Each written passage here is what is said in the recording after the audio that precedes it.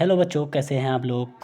उम्मीद करते हैं आप लोग अच्छे होंगे, स्वस्थ होंगे और पढ़ने में व्यस्त होंगे। इंटर की तैयारी खूब दिलो जान लगाकर कर रहे होंगे। बच्चों, आज हम आए हैं ज्योग्राफी क्लास 12 चैप्टर 7 को लेकर। तो इसको आप लोग सही तरीके से पढ़िएगा और नोट्स भी बनाते हुए चलिएगा। जहाँ पर आपको समझ में ना आए उसको जो है कि आप कमेंट में डाल सकते हैं कि इस जगह ज़रा समझ में नहीं आया, फिर से उसको हम कमेंट में रिप्लाई देने का कोशिश करेंगे। और जो है कि बच्चों, यह वीडियो पढ़ने के बाद आपको कैसा लग रहा है, अच्छा लगेगा तो आप जो कि कमेंट में ज़रूर बताइएगा कि कैसा लगा। क्योंकि फीडबैक बहुत ज़रूरी होता है, हमको तब न पता चलेगा कि हाँ वाकई में मैं जो वीडियो बना रहा हूँ वो सच में सही हो रहा है या गलत हो रहा है, क्या उससे बच्चों को कोई फ़ायदा हो रहा है या नहीं हो रहा है। तो वो हमको पता कैसे चलेगा, वो कमेंट के माध्यम से पता चलेगा। इसलिए कमेंट में आप ज़रूर बताइएगा कि यह वीडियो आपको कैसा लगा। और दोस्तों, आपके जो जानने पहचानने वाले होंगे, जो दोस्त होंगे, उसके पास यह वीडियो ज़रूर शेयर कीजिएगा और सब्सक्राइब करना ना भूलिएगा, समझे। सब्सक्राइब वगैरह करिएगा और लाइक वगैरह जो है कि करते रहिए। उससे जो है कि हमको ज़रा सा मोटिवेशन मिलता है तो हाँ कि हाँ और भी अच्छी अच्छी वीडियो हमें बनानी चाहिए। तो खैर, बाकी आप तो खूब ज़्यादा समझदार हैं ही, तो ज़्यादा बात बनाने की ज़रूरत नहीं है। आप लाइक कमेंट वगैरह करिए और सब्सक्राइब करिए और दोस्तों से सपोर्ट करने की कोशिश कीजिए। और आपके पास जितने भी मोबाइल हो उससे जो है कि सब्सक्राइब करने का या इस चैनल को जो है कि ज़रूर कोशिश करिएगा, ताकि यह वीडियो और अच्छी अच्छी बनाया जाए, ताकि यह वीडियो ज़रा सा चलन में आए और चलने लगे। ठीक है, चलिए शुरू करते हैं। क्लास 12 ज्योग्राफी चैप्टर 7 तृतीयक एवं चतुर्थक क्रिया। तो आपने जानते होंगे, आपने पीछे पढ़ा होगा, प्रथम और द्वितीयक क्रिया आपने पढ़ा होगा। और आज मैं लेकर आया हूँ तृतीयक और चतुर्थक क्रिया। ठीक है, चलिए इसमें हम पढ़ रहे हैं। पहला स्टार है, विश्व का सबसे बड़ा तृतीयक क्रियाकलाप पर्यटन है। पर्यटन मतलब एक जगह से दूसरी जगह घूमना, घूमना, घुमाना नहीं, घूमना।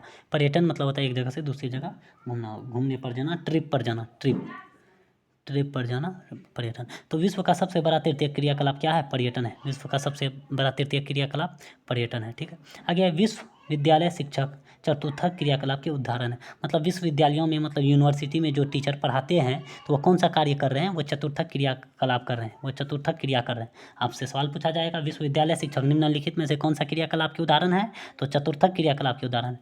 मतलब यूनिवर्सिटी के जो टीचर होते हैं वो चतुर्थक क्रिया कर रहे हैं। ठीक है, आगे है बच्चों, व्यापार तृतीयक क्रियाकलाप है। व्यापार, बिजनेस, बिजनेस जो है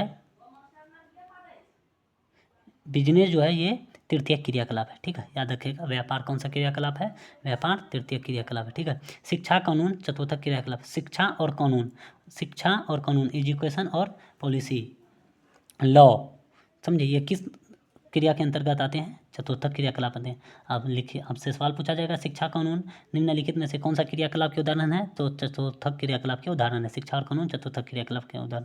हेमाटाइट से लोहा का उत्पादन होता है। आपको पता होगा कि लोहा के 4 अयस्क हैं, हेमाटाइट, मैग्नेटाइट। तो हेमाटाइट से लोहा का उत्पादन होता है। बाह्य स्त्रोतीकरण एक पंचम क्रियाकलाप है। बाह्य स्त्रोतीकरण या बाह्य स्त्रोतन कौन सा क्रियाकलाप का उदाहरण है? बाह्य स्त्रोतन पंचम क्रियाकलाप का उदाहरण है। ठीक है, आप वीडियो को अच्छे तरीके से पढ़कर समझने की कोशिश करिएगा, रटने पर ध्यान बिल्कुल भी नहीं दीजिएगा, समझे, समझिए। और जहाँ पर आपको समझ में नहीं आ रहा उस बात को आप कमेंट में ज़रूर बताइए कि यहाँ पर समझने में हमें दिक्कत हुई है, तो उसको जो है कि हम कमेंट में रिप्लाई देने की कोशिश ज़रूर करेंगे। ठीक है बच्चों, चलिए हम आगे बढ़ रहे हैं। यूरोप महादेश में सबसे अधिक संख्या में अंतर्राष्ट्रीय पर्यटक आते हैं। आपसे सवाल पूछा जाएगा, किस महादेश में सबसे अधिक संख्या में अंतर्राष्ट्रीय पर्यटक आते हैं, मतलब घूमने के लिए टूर पर, मतलब ट्रिप पर आते हैं? तो यूरोप महादेश में आते हैं।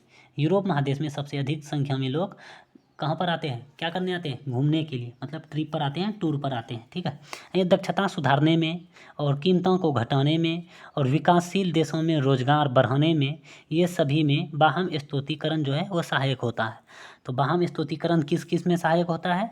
तो दक्षता सुधारने में, कीमतों को घटाने में, विकासशील देशों में रोजगार को बढ़ाने में, ये सभी चीज़ों में कौन जो है कि सहायता करती है या सहायक होती है? तो बाह्य स्तोतीकरण।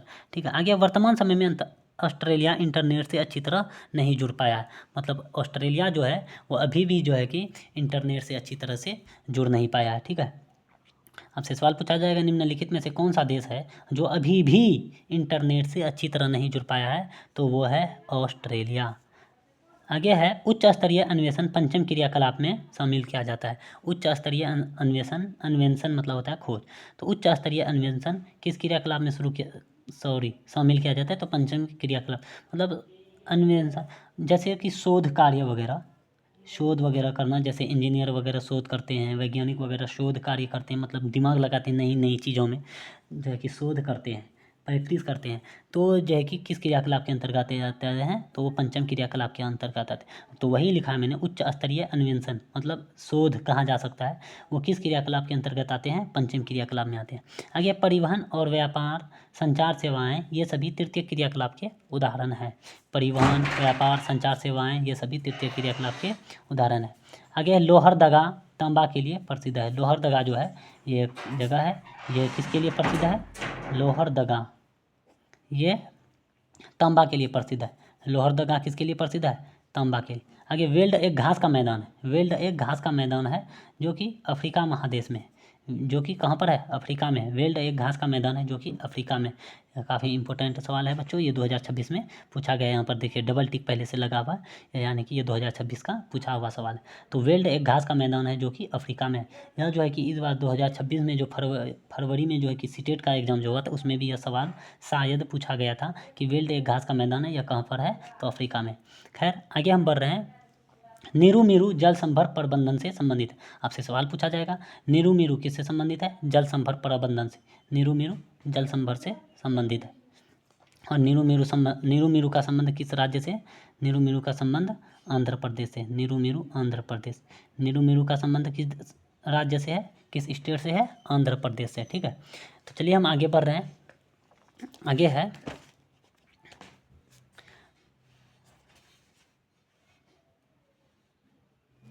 बोकारो इस्पात संयंत्र की स्थापना 1964 में हुआ था। बोकारो इस्पात संयंत्र जो है तो इसकी शुरुआत कब हुई थी? 1964 में हुई थी। इसमें भी टिक लगा हुआ, इसका मतलब ये भी 2026 का पूछा गया सवाल है। ठीक है, बोकारो इस्पात संयंत्र की स्थापना कब हुई? 1964 में हुई। ठीक है, आगे राउरकेला ओडिशा में है। ओडिशा, राउरकेला कहाँ पर है? ओडिशा में। राउरकेला ओडिशा में है। ओडिशा का ही पुराना नाम उड़ीसा था। ओडिशा का ही पुराना नाम उड़ीसा था। ठीक है, उड़ीसा का ही नया नाम ओडिशा। आपसे ये भी सवाल पूछा जा सकता है, उड़ीसा का नया नाम बताइए, तो उड़ीसा का नया नाम ओडिशा है। ठीक है, आगे ऑस्ट्रेलिया की राजधानी कैनबरा है। ये भी सवाल पूछा गया है। ऑस्ट्रेलिया की राजधानी कहाँ पर है? कैनबरा। ऑस्ट्रेलिया की राजधानी कैनबरा है। ठीक है, याद रखिएगा,